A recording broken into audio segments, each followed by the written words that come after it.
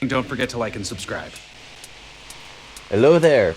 Just saw the movie Richard the Stork. Okay, I'm going to start off by saying this is actually the characters are fun. However, this movie does have a couple flaws. It feels very slow and like it's kind of tripping over itself because it tries to touch on a lot of things that kid movies touch on. So, Richard is basically a sparrow whose parents are killed, and a stork adopts the child, and he is raised by storks. And then he's abandoned by those storks because they're flying south or flying to Africa, and he's being left behind. They tell him who he is, and he refuses to accept that he's a sparrow. He keeps calling himself a stork, yet he's abandoned. It is basically like dealing with the abandonments of his parents.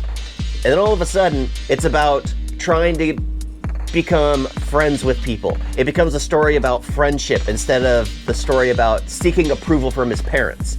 It became a story about friendship. Then a story about like his friends, learning how to trust strangers and trust his friends. It kept jumping around way too much, back and forth, back and forth, back and forth. And then I was kind of getting confused. It didn't change the fact that the characters were fun.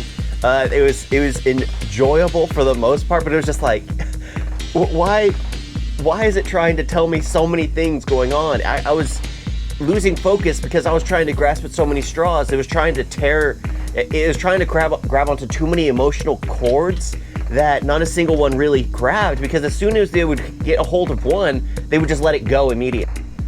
And then it goes to him being abandoned by his friends, and then finally learning to accept who he is as a person.